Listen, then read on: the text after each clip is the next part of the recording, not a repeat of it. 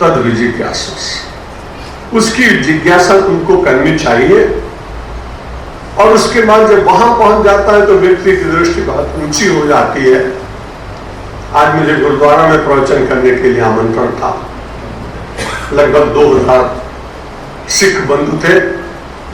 उनके यहाँ इतने आते ही हैं, रविवार को नियमित रूप से आते हैं, सीखने वाली बात है। और अपने साथ में भी कुछ सारे बंधु 100-200 और भी गए थे। तो वहां मैंने गुरु नानक की बात सुनी तो मुझे बड़ा अच्छा लगा। जो हमने बात कही लगभग वही कह रहे हैं कि ईश जीव में भेद न जानो, ईश जीव में भेद न जानो, साधु चोर में ब्रह्म पिछानो, वासुदेव बिन और न कोई, नानक सोहम जाने सो। नानक देव ने उपनिषद की बात कह दी, लेकिन हम सब लोग बड़े बुद्धिमान हैं।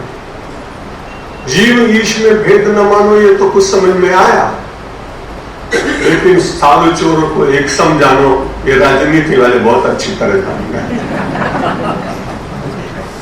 उनको साधु तो मिलता ही नहीं। वो ब्रह्म का दर्शन उसमें करते हैं जो मैंने अभी नाम लिया, दोबारा नहीं बोलूंगा। नानक जी कहते हैं कि भाई वासुदेव सम और नको, सारे संसार में वासुदेव के अतिरिक्त नहीं है। गीता की बात कही, श्रीमद् भगवत गीता भी कहती जो महात्मा बनना चाहता है उसको कपड़े बदलने की जरूरत है।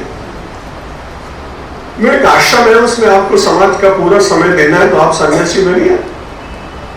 मैं तो जब नया नया सन्यासी बना 28 वर्ष के आयु थे। मेरे साथ के 2-3 विद्यार्थी मुझे देखकर जो मेरे साथ कॉलेज में पढ़े थे बोले क्या तुमने कर लिया तमाशा।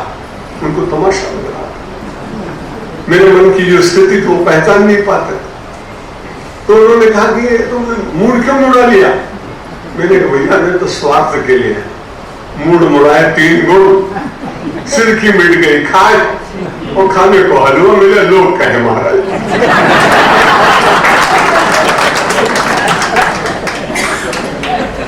लेकिन वास्तविकता ऐसी नहीं थी, मन में एक लगन थी। विवेकानंद को बहुत पढ़ा था, इसे लगता था कि एक जीवन राष्ट्र के लिए, देश के लिए, समाज के लिए, आत्मदर्शन के लिए क्यों न समर्पित किया जाए।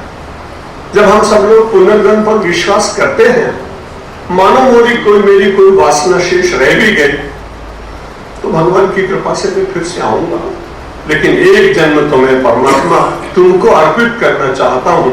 और उन्होंने बड़ी कृपा की। पिछले 52 वर्ष हो गए लगभग प्रवचन करते। सन 58 से मैंने प्रारंभ किया था।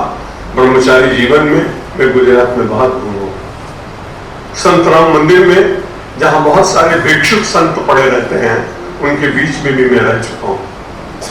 और उनको भी जो बाजरे का रोटला और मक्खन और गुड़ मिलता था मैंने वहां पाया है।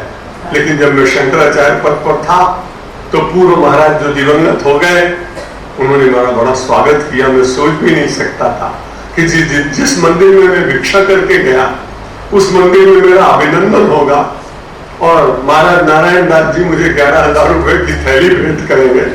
कि जब हो गया तब मैंने उनको बताया कि वो जहां सब साधु हैं वो हमें एक बार 3 दिन तक आप कह रहे चुका महाराज। तो मैं निवेदन ये कर रहा था कि ब्रह्म को प्राप्त करने के लिए साधना तो करनी पड़ेगी, अहंकार तो तोड़ना पड़ेगा।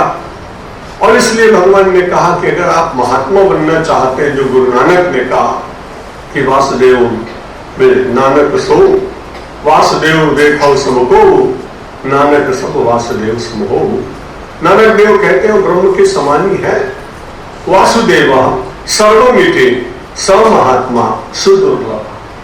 कभी कभी महात्मा लोग जो बोलते हैं वो ऐसा लगता है शास्त्रों का पूरा अनुवाद। अब ये जो पंक्ति गुरु नानक देव ने ग्रंथ साहब में कही है वो बिल्कुल वही गीता का तो है।